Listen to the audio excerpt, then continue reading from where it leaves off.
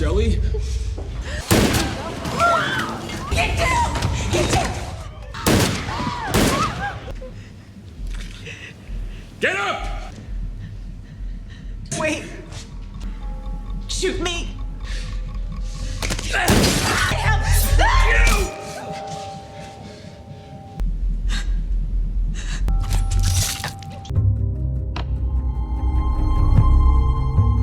Andy adalah seorang perempuan berusia 30 tahun yang bekerja sebagai operator 911 di kantor kepolisian. Setiap hari, ia memulai tugasnya dengan sapaan standar seperti operator pada umumnya.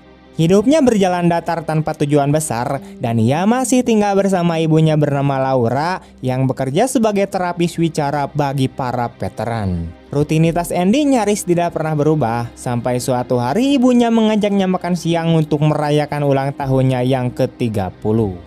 Ketika hari itu tiba, Andy datang ke restoran masih mengenakan seragam kerjanya. Selama makan siang, Laura mencoba menasihatinya agar mulai memikirkan masa depan, termasuk kesempatan untuk kembali kuliah, dan mengingatkannya bahwa ia sudah melewatkan pendaftaran musim gugur. Namun, Andy tidak ingin pergi kemana-mana dan bersikeras bertahan dengan kehidupan sederhana di kota kecil itu. Beautiful, and I know you will find your way. Obrolan mereka semakin panas hingga seorang teman Laura datang dan memuji-muji putrinya yang sedang menempuh pendidikan kedokteran. Andy merasa makin tidak nyaman dan memutuskan untuk pergi ke kamar mandi. Saat berjalan ke sana, ia berpapasan dengan seorang pria yang tampak biasa saja, tetapi beberapa detik kemudian pria itu mengeluarkan pistol dan menembak teman Laura, membuat seluruh restoran berubah menjadi kekacauan.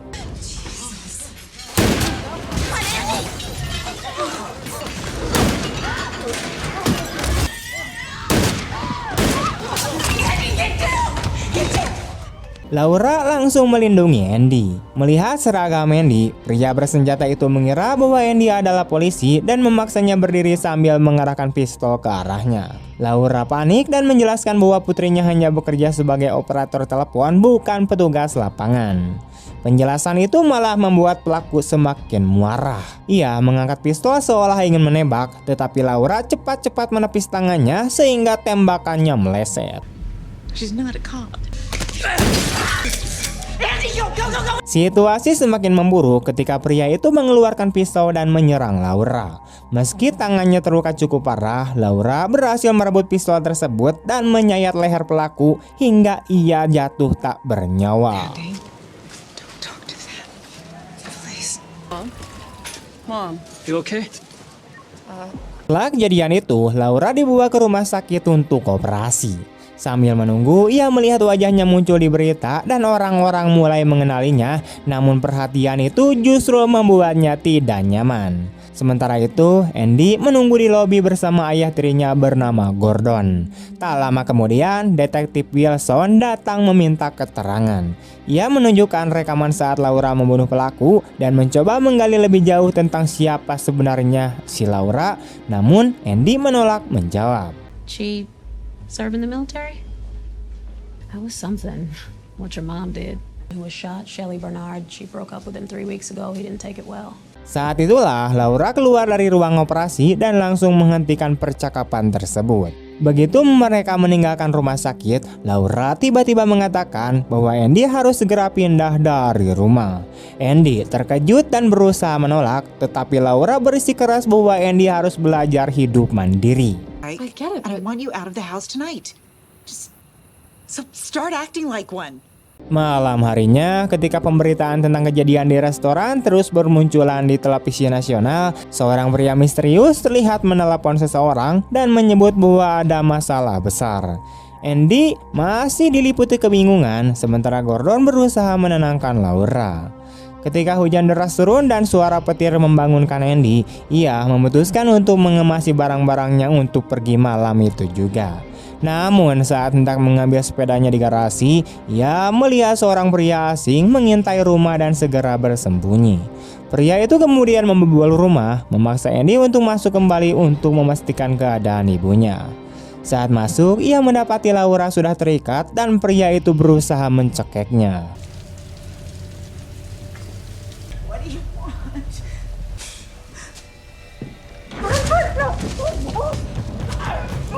Andy segera mengirimkan pesan darurat sebelum memukul pelaku dari belakang menggunakan lampu meja.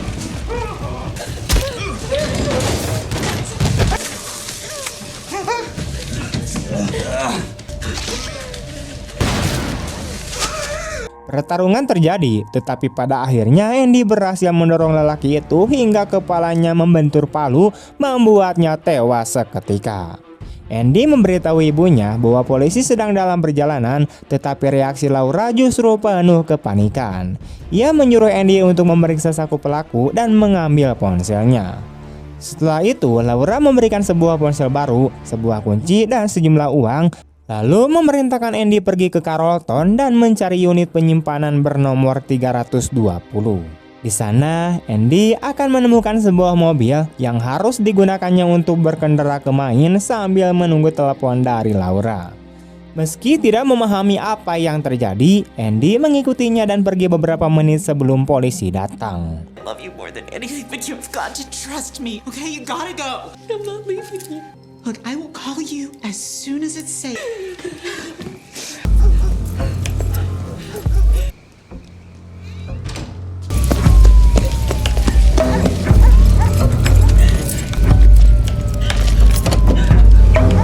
Setelah menempuh perjalanan jauh, Andy tiba di Carrollton dan berhenti di sebuah kafe untuk mencari alamat tempat penyimpanan itu.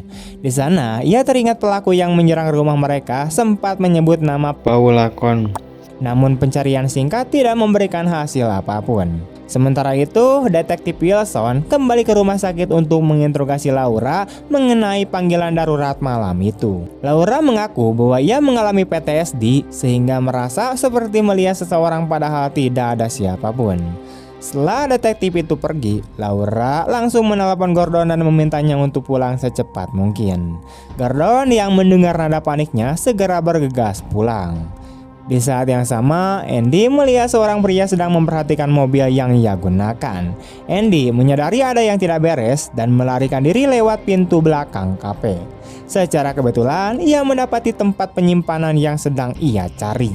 Dengan kartu akses pemberian sang ibu, Andy membuka unit tersebut dan menemukan sebuah mobil di dalamnya. Di dalam mobil itu, ia menemukan sebuah pistol lengkap dengan pelurunya, perlengkapan darurat, satu koper berisi uang dalam jumlah besar, serta beberapa kartu identitas dan foto Laura saat masih cantik. Dengan kepala penuh pertanyaan, Andy tetap melanjutkan perjalanan menuju Maine.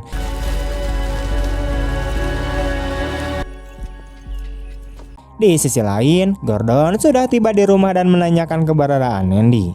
Laura menjelaskan bahwa Andy dalam perjalanan menuju Maine. Ia lalu menunjukkan pria asing yang ternyata masih hidup dan kini terikat di dalam lemari. Gordon ingin melapor ke polisi, tetapi Laura melarangnya karena pria itu dijadwalkan bertemu seseorang pukul 3 untuk menerima pembayaran dan mereka harus mengetahui siapa yang sebenarnya mengincar Andy.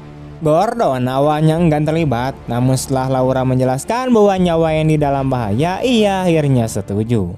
I tried so hard to keep both of you out of this. Dalam perjalanan, pria yang mereka tawan mengalami kejang dan sebelum meninggal ia mengatakan bahwa bosnya akan menemukan dan menghabisi mereka. Kejadian itu membuat Gordon menuntut penjelasan hingga Laura akhirnya mengaku bahwa ada seseorang dari masa lalunya yang sedang memburu dirinya. He's gonna kill you. I have to find a way to reach him. To make this stop. Mendengar itu, Gordon bertekad tetap membantu. Sementara itu, Andy yang sudah sangat lelah berhenti di sebuah motel untuk beristirahat.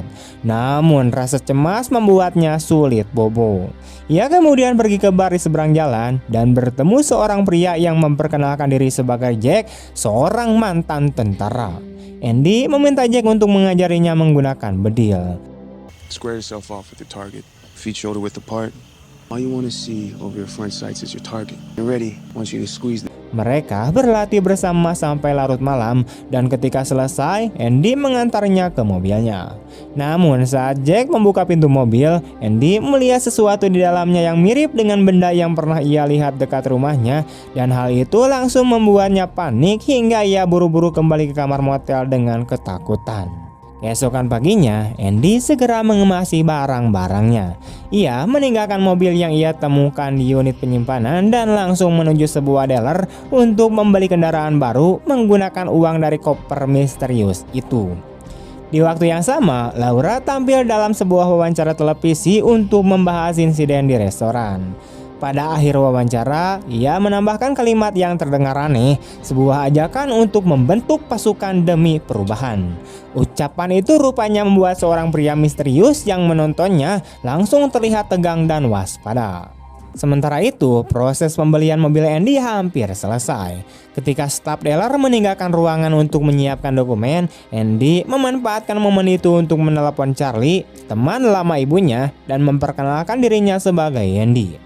Di sisi lain, Laura baru saja kembali ke rumah setelah tampil di TV. Namun, ia terkejut melihat seorang pria berdiri di depan rumahnya. Pria itu mengatakan bahwa ia datang untuk menyelamatkan Laura dan menawarkan jalan keluar dari negara itu karena menurutnya organisasi lama yang memburu Laura semakin dekat. And you can't help me. I saw your daughter on the news. And if you come anywhere near me again, I will go to the cops and I will tell them exactly. Laura menolak mentah-mentah dan memperingatkan bahwa jika pria itu berani mendekat lagi, ia akan melapor ke polisi dan buka suara tentang semua yang ia sembunyikan. Sebelum pergi, pria itu menegaskan bahwa jika Laura tidak berhati-hati, putrinya akan menjadi target berikutnya. Andy yang awalnya berencana pergi ke Maine, akhirnya mengubah rencananya dan memilih menemui Carly. Mereka duduk bersama dan Andy langsung menceritakan apa yang terjadi, termasuk foto-foto ibunya yang ia temukan saat itu masih muda. Ketika Andy menyinggung nama Paula, Charlie pura-pura tidak nyahu apapun dan menyarankan Andy untuk beristirahat karena ia pasti lelah setelah perjalanan jauh dari Carrollton. Namun, justru kalimat itulah yang membuat Andy curiga karena ia sama sekali tidak pernah mengatakan bahwa ia datang dari sana. I'll fix you some eggs. Kecurigaan itu membuatnya nekat membuka laci Charlie dan menemukan foto-foto keluarga Charlie, padahal laki-laki itu sebelumnya mengaku masih lajang. Andy merasa ada yang tidak beres dan memutuskan pergi secepat mungkin.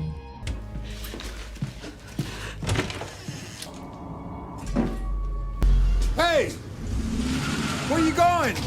Tak lama setelah itu, ia menelepon Gordon untuk menanyakan siapa sebenarnya Charlie. Namun, Gordon tidak mau menjelaskan melalui telepon, membuat Andy kesal dan menutup panggilan sambil bertekad mencari jawaban sendiri. Gordon segera memberitahu Laura bahwa Andy mulai mencurigai Charlie dan menawarkan bantuan, tetapi Laura menolak dan meminta Gordon pulang. Try doing it your way, but I'm not gonna let anyone hurt our daughter. My daughter, you mean? Andy kemudian pergi ke sebuah taman bermain dan meminjam sebuah MacBook untuk menelusuri informasi mengenai Paula. Setelah memodifikasi kata kunci pencariannya, ia menemukan bahwa Paula dulu merupakan buronan yang terlibat dalam kelompok teroris pada tahun 1980-an. Andy mulai mencatat beberapa informasi, terutama mengenai pengacara Paula, sebelum tiba-tiba menerima telepon dari Laura. Dengan suara tenang namun jelas penuh ketakutan, Laura mengajaknya untuk pulang dan mengatakan bahwa ia bisa menjemput Andy untuk menjelaskan semuanya. Andy akhirnya setuju. Namun dalam perjalanan menuju lokasi Andy, Laura tiba-tiba dihadang oleh dua mobil yang mengurungnya dari kedua sisi.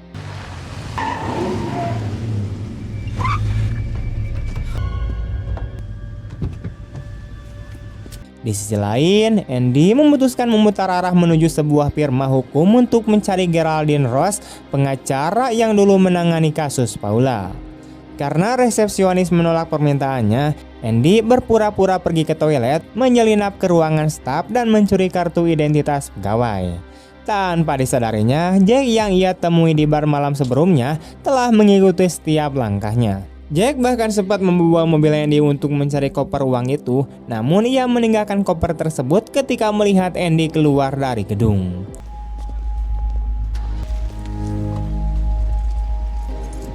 Masih tanpa sadar bahwa ia sedang diikuti, Andy pergi ke sebuah hostel, menyamar dengan riasan kamuflase, lalu kembali ke firma hukum dengan identitas palsunya. Berkat penyamarannya yang rapi, ia berhasil masuk dan mendapat izin untuk bertemu Paula yang kini berada dalam penjara. Namun begitu melihat Andy, Paula langsung menyadari bahwa ia bukan pegawai firma hukum. Andy mencoba menggali informasi dengan menunjukkan foto-foto Laura saat muda. Respon Paula berubah agresif begitu melihat foto itu dan para penjaga langsung menariknya pergi. She send you? She's scared that I'm gonna get out soon. Jane, you fucking liar. Saat diseret keluar, Paula berteriak bahwa nama asli Laura adalah Jane Queller dan bahwa Jane seharusnya sudah lama mati. Kaget dengan informasi itu, Andy mulai mencari tahu siapa Queller sebenarnya. Ia menemukan bahwa Jasper Queller yang sering disebut media sebagai penulis terkenal sekaligus pemilik perusahaan farmasi raksasa adalah saudara kandung Laura. Andy membaca beberapa bab dari buku Jasper dan menemukan nama Jane berulang kali disebut di dalamnya, menguatkan bahwa Laura benar-benar memiliki masa lalu yang jauh berbeda dari yang ia ceritakan. Andy keluar gedung untuk menenangkan diri, tetapi tidak lama kemudian ia melihat Jack membuntutinya. Ia mencoba kabur namun Jack mengejarnya dengan mobil. Andy kemudian memancing Jack ke sebuah gang sempit, mengacungkan pistol dan memaksa pria itu menjelaskan alasan mengikutinya. Jack akhirnya memperlihatkan lencana aslinya dan mengaku bahwa ia adalah seorang US Marshal bernama Michael. I'm a cop. Bullshit. My name's Michael Vargas. I'm a U.S. Marshal. Ia menjelaskan bahwa Andy dan Laura sebenarnya adalah saksi terlindungi dan selama ini hidup mereka berada dalam program pelindungan saksi. Menurut Michael, musuh lama Laura kini sudah mengetahui keberadaan mereka dan nyawa Andy sedang dalam bahaya. Meski terkejut dengan kabar itu, Andy tetap bersikeras ingin mencari keberadaannya sendiri. Ia meminta bantuan agar bisa menyelinap masuk ke acara penggalangan dana pribadi milik Jasper Queller di El Paso, berharap bisa menemukan jawaban dari keluarga ibunya langsung. Setelah ragu sejenak, Jack akhirnya setuju membantu Andy. Can you make it happen or not? Okay. Di tempat lain, Charlie menahan Laura dan mengatakan bahwa satu-satunya cara untuk tetap aman adalah pindah ke lokasi baru di mana tidak ada seorang pun mengenalnya. Namun Laura menolak keras karena ia sudah muak menjalani hidup yang terus bersembunyi. Ia meluapkan kemarahannya dan menyalahkan mereka karena tidak mampu menangkap Nick, orang yang menjadi sumber semua masalah ini. Mendengar itu, Charlie menunjukkan setumpuk foto dan memintanya mengidentifikasi orang-orang di dalamnya, tetapi Laura bersikeras ia tidak mengenali siapapun. Ia bahkan mengatakan ingin keluar dari program pelindungan saksi dan kembali menjadi dirinya yang dulu, yaitu Jane. Sementara itu, Andy dan Michael menginap di sebuah motel untuk mempersiapkan diri menghadiri acara penggalangan dana. Namun tengah malam, Michael diam-diam keluar kamar untuk menghubungi seseorang dan melaporkan situasinya bersama Andy, meminta instruksi tentang apa yang harus dilakukan selanjutnya. Tanpa ia sadari, seorang pria misterius masuk ke dalam kamar dan berusaha mencekik Andy.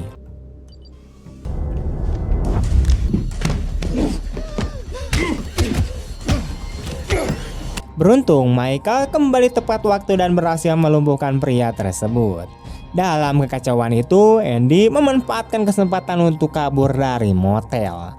Saat sampai di jalan raya, sebuah mobil hitam justru mengikutinya, membuat Andy panik dan mencoba memanjat pagar besi.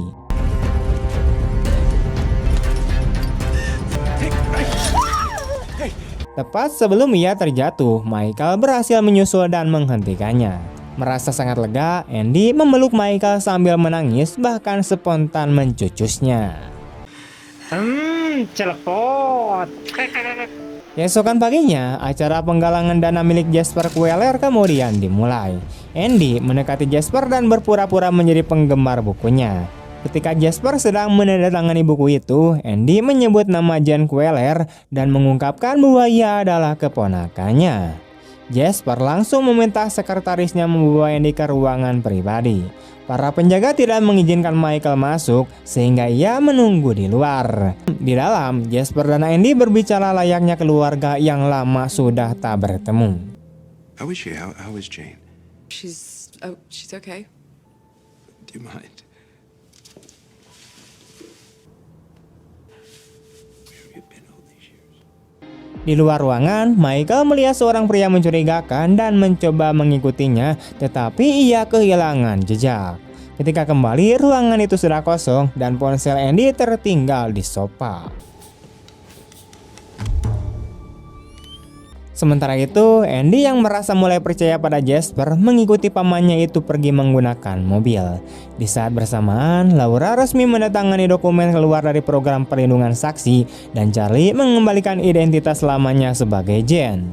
Andy kemudian tinggal di rumah Jasper, sedangkan Michael melaporkan hilangnya Andy ke pihak federal. Namun, pihak berwenang mengatakan bahwa Andy dan ibunya sudah bukan bagian dari program pelindungan saksi, sehingga Michael tidak lagi memiliki kewajiban untuk menjaganya. Saat Michael hendak menutup kasusnya, tiba-tiba ia mendapat telepon dari Laura. Ia memberitahu bahwa Andy kini bersama Jasper Queller.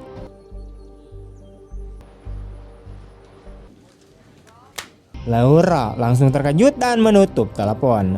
Menyadari bahwa Andy mungkin dalam bahaya, Michael memutuskan untuk tetap mencarinya.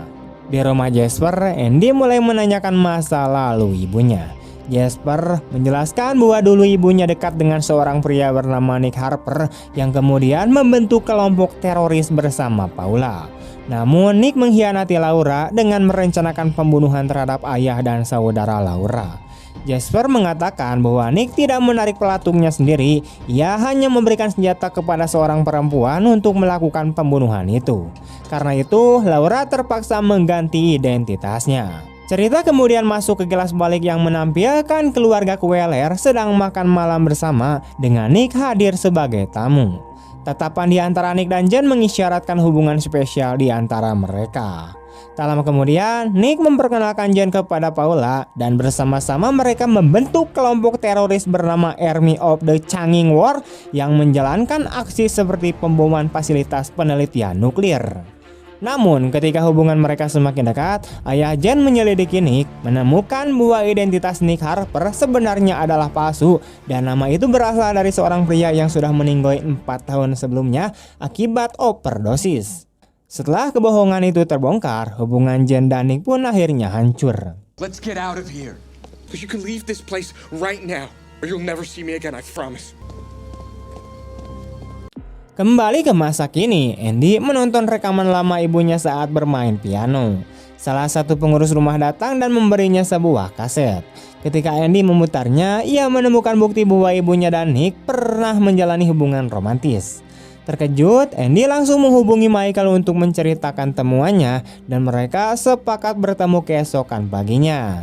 Namun kecurigaannya terhadap Jasper semakin besar. Saat ia bertanya tentang identitas Nick, Jasper berpura-pura tidak tahu apapun. Andy kemudian menemui pengurus rumah untuk mencari jawaban lebih jauh, tetapi dari sanalah ia mengetahui bahwa seluruh percakapannya disadap oleh sistem keamanan rumah Jasper. Menyadari ia sedang diawasi, Andy segera melarikan diri tanpa menyadari bahwa perangkat pelacak telah ditempelkan padanya. Keesokan paginya, Andy bertemu Michael di sebuah tempat umum dan menceritakan temuannya.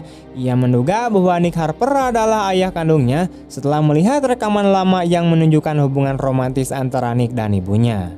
Di saat yang bersamaan, Michael juga mengungkapkan bahwa Jasper Queller ternyata memiliki agenda tersembunyi, sesuatu yang tidak pernah mereka bayangkan sebelumnya. Ketika mereka sedang membahas semua itu, seorang perempuan tiba-tiba menabrak Michael, meminta maaf sebentar, lalu pergi begitu saja. Sorry. You need to get out of this place, Andy. You're not safe. What is it, Mike? I got you. Beberapa menit setelah insiden itu, Michael mendadak ambruk dan tidak sadarkan diri. Ambulans kemudian datang, dan di tengah kekacauan itu, Andy memanfaatkan situasi untuk melarikan diri tanpa diketahui siapapun. Sementara itu, Laura mendatangi kantor milik saudaranya untuk mencari informasi tentang putrinya. Jasper memberitahunya bahwa Andy sudah kabur sejak pagi hari, membuat Laura panik dan langsung menghubungi Charlie untuk meminta bantuan. Hello? Charlie, it's me. It's Andy. She's missing. I need your help. Call the FBI. That's what they do. Missing persons. Charlie, please. Pada saat yang sama, Andy menuju kamar motel Michael untuk mengambil koper berisi uang. Ia sempat memeriksa sebuah dokumen, tetapi suara mencurigakan membuatnya buru-buru bersembunyi di kamar mandi. Beberapa orang masuk, mengambil koper tersebut, lalu kemudian pergi. Menyadari bahwa mereka membawa uang itu, Andy mengikuti mereka dengan mobil.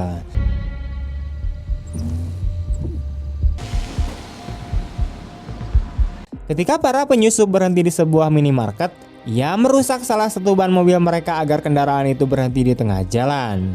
Saat para penyusup sibuk memperbaiki ban, Andy menyelinap masuk ke bagasi mobil mereka dan bersembunyi. Let's go.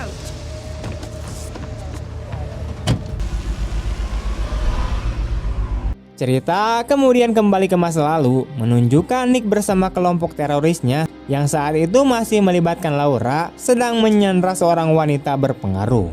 Polisi menemukan markas mereka dan baku tembak tidak terhindarkan.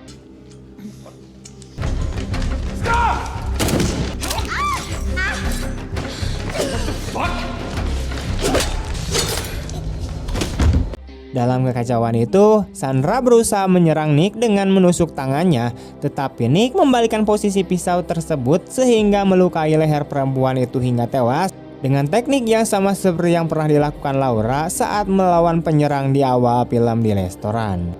Nick kemudian mencabut pisau dari tangannya dan melarikan diri bersama kelompoknya. Saat mereka bersembunyi di sebuah rumah aman, Andrew, salah satu anggota kelompok, diketahui tertembak. Laura memohon agar Andrew dibawa ke rumah sakit, tetapi Nick menolak dengan dingin dan hanya memberikan perawatan seadanya. Menyadari Andrew tidak akan bertahan hidup, Laura berusaha mencuri uang Nick agar bisa membawa Andrew ke rumah sakit, namun aksinya ketahuan dan ia dipukuli. Meskipun begitu, Laura tetap berusaha menyelamatkan Andrew dengan bantuan beberapa anggota lain, tetapi akhirnya Andrew tetap meninggoy. Setelah kejadian itu, Jasper membujuk Laura agar menyangkal keterlibatannya dan menimpakan semua kesalahan pada Nick, tetapi Laura menolak dan memilih mengakui semuanya sehingga ia pun dipenjara. They brainwashed you. Ketika kembali ke masa kini, mobil yang membawa Andy berhenti dan menunggu seseorang. Andy keluar dari bagasi sambil membawa koper uang tersebut. Namun seorang pria misterius tiba-tiba muncul, menembak para penyusup dan memeriksa bagasi untuk mencari koper itu. Andy cepat-cepat bersembunyi di bawah mobil hingga pria itu pergi. Setelah memastikan keadaan aman, Andy keluar dengan selamat. Tidak lama kemudian, ia menerima telepon dari ibunya dan keduanya akhirnya kembali bertemu. Laura pun menceritakan seluruh masa lalunya dan mengakui bahwa Nick memang ayah kandung Andy. Setelah mengetahui semuanya, Andy meminta ibunya berhenti melarikan diri dan keduanya sepakat mencari perlindungan dari FBI. Namun, ketika Andy pergi sebentar untuk membayar makanan, Laura justru kabur membawa koper uang tersebut. Keesokan harinya, Andy menemui Charlie yang menduga Laura sedang menuju sebuah rumah tua di bagian utara. Mereka segera pergi ke sana, tetapi di tengah perjalanan, sebuah mobil menabrak mereka hingga kendaraan mereka terjun ke jurang. Charlie! Hello, Jane. Andy kemudian terbangun di sebuah ruangan yang terasa familiar. Ternyata rumah itu adalah tempat tinggalnya saat ia masih budak ketika Laura dipenjara karena menanggung kesalahan Nick. Di masa kecilnya, Andy pernah bertemu Nick di hutan. Nick memberinya sebuah koin dan berjanji akan mencarinya suatu hari nanti, percaya bahwa selama Andy menyimpan koin itu mereka pasti bertemu kembali. Tidak lama setelah itu, Laura keluar dari penjara dan membawa Andy pergi untuk memulai hidup anyar. Saat itu, Andy menunjukkan koin pemberian Nick dan Laura langsung mengenalinya. Saat Andy mencoba mengingat kembali kenangan-kenangan itu, ia melihat Nick berdiri di salah satu ruangan. Rupanya, ketika Andy pingsan akibat kecelakaan, Nick merekam video dirinya dan mengirimkannya kepada Laura. Begitu melihat video itu, Laura panik dan langsung menuju lokasi tersebut sambil membawa koper uang.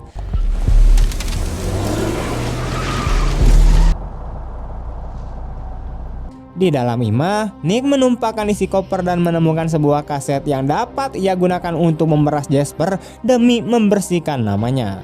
Ia mengatakan bahwa satu-satunya hal yang ia butuhkan hanyalah memastikan seorang pria bernama Alex McPlack tiba di Oslo dan ia akan mengurus sisanya. Saat Nick lengah, Andy menjatuhkan lampu minyak ke meja hingga api langsung menyebar dan rumah terbakar.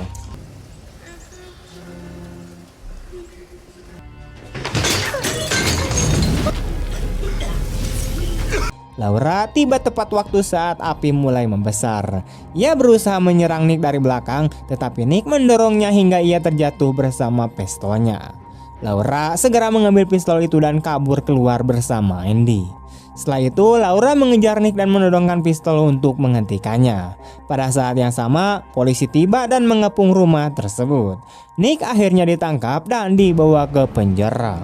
Sementara itu, Andy kembali bertemu Michael dan memutuskan untuk melanjutkan hubungan mereka ke jenjang perkawinan agar hubungan mereka sah di mata hukum dan agama. Dengan begitu, perjalanan pun tamat. Dari perjalanan hidup Laura dan Andy, kita belajar bahwa masa lalu yang kelam tidak harus menentukan siapa kita selamanya. Setiap orang berhak berubah, berhak membangun hidup baru, sekalipun harus berdiri di atas luka dan kesalahan besar yang pernah ia lakukan.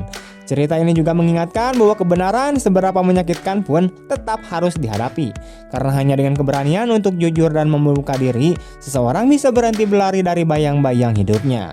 Dan pada akhirnya hubungan keluarga tidak dibangun dari kebohongan ataupun perlindungan berlebihan, tetapi dari kepercayaan, kejujuran, dan kemauan untuk menghadapi semua resiko bersama-sama.